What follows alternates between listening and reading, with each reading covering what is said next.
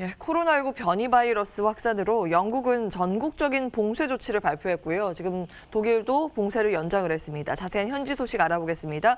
정부경 BBC 뉴스 기자와 전화 연결돼 있습니다. 정 기자 나와 계시죠? 네, 안녕하세요. 예, 지금 영국이 변이 바이러스까지 퍼지면서요. 3차 봉쇄 카드를 꺼내 들었는데 지금 영국 내의 코로나19 확산세는 어떻게 감지되고 있습니까?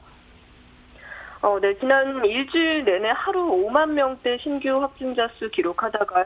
여기 시간 5일 기준 처음으로 하루 6만 명을 넘어섰습니다. 6만 916명, 코로나 사태 이후 1일 최대 수치입니다. 그런데 이곳 전문가들은요, 현재 코로나 검사 인력도 좀 힘에 부치는 그런 상황이기 때문에 이 수치마저도 상당히 축소된 것이다, 이렇게 보고 있습니다. 전체적으로는 270만 명 넘게 확진 판정받았고요. 사망자는 6만 6천 명에 육박하고 있습니다. 또 월요일 자정부터 전국적 봉쇄령 내려진 상태입니다. 학교들도 문을 닫았고요. 식료품 구매나 병원 방문, 또 재택 업무가 불가능한 출근 등 반드시 필요한 상황이 아니면 집 밖으로 나가지 말라는 보리스 존슨 총리의 당부가 있었습니다. 저는 오늘 런던 지하철을 타고 출근을 했는데요. 봉쇄령이 잠시 완화됐던 한 달 전만 해도 거의 모든 좌석에 사람들이 쫙 붙어서 거리 두기고 뭐고 없이 앉아가곤 했습니다만 오늘은 정말 열차 한 칸에 서너 명 차 있는 그런 수준이었거든요. 많이들 좀 조심을 하는 것 같긴 합니다. 영국 정부는 이번 봉쇄령을 최소 다음 달 중순까지는 유지하겠다는 방침입니다. 예, 아무래도 이제 백신 접종이 관건이 될 텐데요. 지금 현지에 계시니까요. 영국의 관련 상황 짚어주실까요? 네, 백신 접종도 계속 진행이 되고 있습니다. 화이자 그리고 최근 생긴했죠. 아스트라제네카 백신 쓰고 있고요. 존슨 총리 5일 발표 내용에 따르면 현재까지 영국 전역에서 130만여 명이 이 백신을 맞았습니다.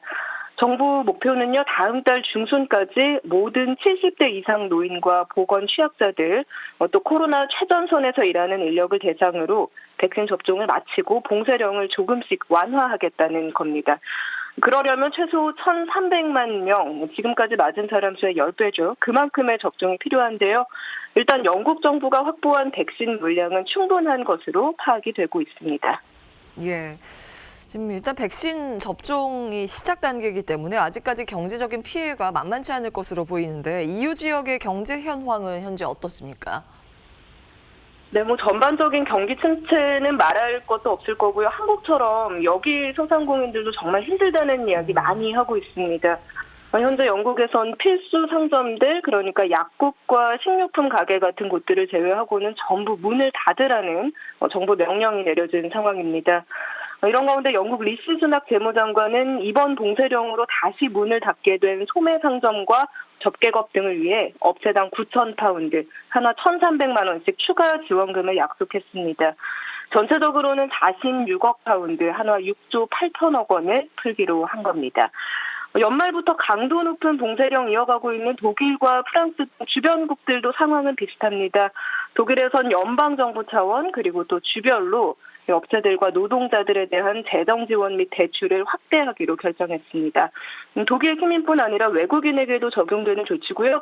또 프랑스 소상공인들 사이에서도요. 현재 조건에 따라서 업체별로 월 최대 10,000유로, 하나 1,300만 원 수준의 정부 지원금이 지급이 되고 있긴 하지만 이 봉쇄령이 더 길어질 것 같은데 이게 끊기면 어떻게 되는 것이냐 하는 목소리들이 나오고 있습니다. 예. 네, 사실 이쪽은 코로나19뿐만이 아니라 브렉시트 관련 이슈도 좀 있지 않습니까? 물론 노딜 브렉시트는 피했다고는 하는데 그 후폭풍이 있을 것 같거든요. 현재 분위기는 어떻습니까? 네, 일단 영국은 지난달 31일 밤 11시 유럽연합 완전 탈퇴 이후 첫 주를 보내고 있죠. 여러 뉴스가 쏟아져 나오고 있긴 합니다만 사실 글쎄요, 개인적으로는 코로나 변이 바이러스의 봉쇄령에 너무 굵직굵직한 일들이 많아서 브렉시트 얘기는 어쩐지 좀 예상보다 덜하다 싶기도 합니다. 현지에서 가장 많이 보도가 됐다 싶은 포스트 브렉시트 상황 하나 예를 좀 들어보자면요. 연말에 그 프랑스로 가는 국경 도로가 차단되면서 화물차 수천 대가 오도 가도 못하게 된 모습들 한국 언론에서도 좀 보셨을 겁니다.